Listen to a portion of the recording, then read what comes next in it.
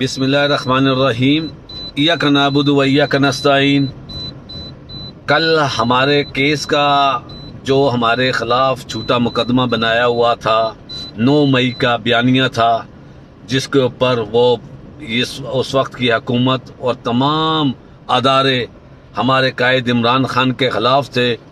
اور ایسے جھوٹے مقدمات سینکڑوں کی تعداد میں بنا دیے گئے، اور انہی مقدمات میں سے ایک مقدمہ ہمارے اوپر جس میں میری فیملی کے ممبران، میرا بیٹا حمزہ عظیم پہاٹ ایڈوکیٹ اور خالد قیوم پہاٹ ایڈوکیٹ اور میں خود، اور ہمارے ساتھ شاہ محمود قریشی صاحب ہو گئے، ڈاکٹر یاسمین راشد صاحبہ ہو گئی، عمر سرفراز چیمہ ہو گیا، اعجاز چودھری صاحب ہو گئے، میاں محمود رشید صاحب ہو گئے، اور ہمارے ایڈوکیٹ ہیں اس میں 2، اور باقی ہمارے پارٹی کے اہم عہدیدار تھے جنہیں بھی اس کیس میں ملوث کیا گیا۔ اور ہم 14 ملزمان کے خلاف جو سرکار نے گواہ پیش کیے، وہ 80 کے قریب گواہ تھے جو ہمارے خلاف انہوں نے جھوٹے گواہ پیش کیے۔ تمام کے تمام گواہ بالکل جھوٹے قرار پا چکے ہیں، اور ان میں سے ایک جو تفتیشی مین گواہ تھا رانا عبد المجید، جو جب مجھے 9 مئی کے وقوعے کے بعد مجھے اس وقت گرفتار کیا جب میں کانا میں، جب نواز شریف آیا تھا تو اس نے منار پاکستان پروگرام کیا تھا، تو اس کو کاؤنٹر کرنے کے لیے میں نے ایک پروگرام کانا میں ایک ورکر کنونشن رکھا، اور میرا انہوں نے میں نے جس میں پرمیشن لی، اور میرا انہوں نے گھر اور دفتر، میرے بھائی کے دفتر توڑ دیے، اور انہوں نے ہمیں کنونشن نہیں کرنے دیا۔ اس میں بھی ہمارے کئی فیملی ممبروں کو گرفتار کیا۔ اس کے بعد فوری طور پہ جب نہیں کیا گیا تو میں نے پھر کنونشن کا پرمیشن لے کے انعقاد کیا، تو وہ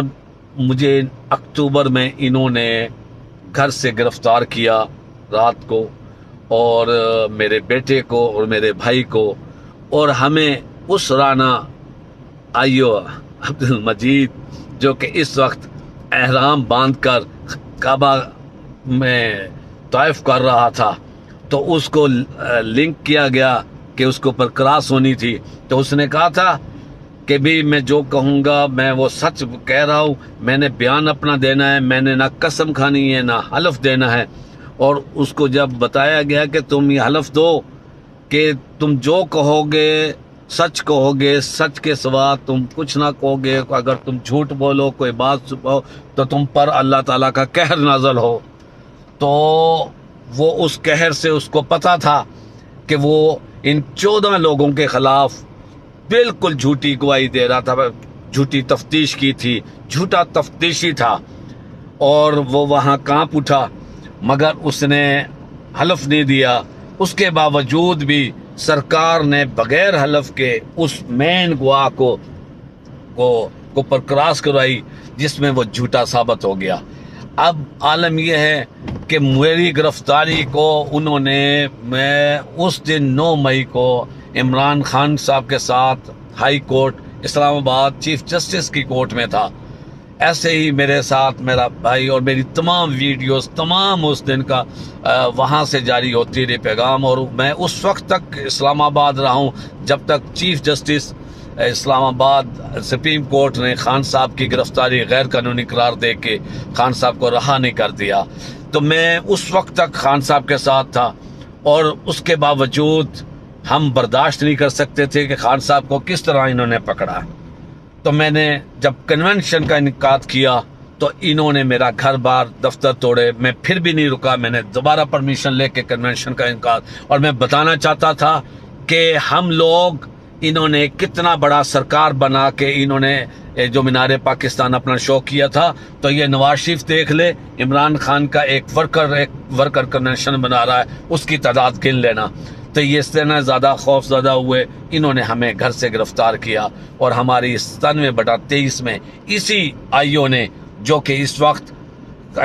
سعودی عرب گیا ہوا ہے عمرہ کرنے کے لیے، میں ان سے پوچھتا ہوں، ان حکمرانوں سے پوچھتا ہوں، اور ان سے کیا ہم پوچھیں، وہ جو میرے مد مقابل تھا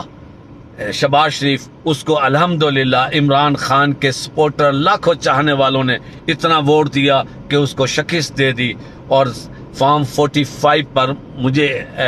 वर्कर था जो इमरान खान का, उसको कामयाब करवाया। फॉर्म 47 का वो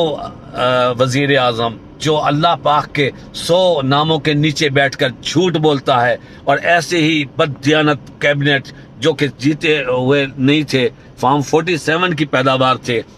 अब इन्होंने मुझे चलान सिर्फ इसलिए किया कि मुझे पर प्रेशर डालते रहे कि भी तुम बाज आ जाओ, तुम बाज आ जाओ, वरना तो हम तुम्हारे साथ वो सलूक करेंगे। मैंने कहा जो मर्जी कर लो। उन्होंने कहा तुम्हारे इकलौता बेटे को भी हम करेंगे, हमें उसकी भी कोई परवाह नहीं। उन्होंने कहा तुम्हारे भाई को भी चलान कर देंगे। अब ये चलान करके हमें सजा देकर क्या ये साबित करना चाहते हैं, क्या ये मुझे इमरान खान से तोड़ सकते हैं? नहीं, ये नहीं तोड़ सकते।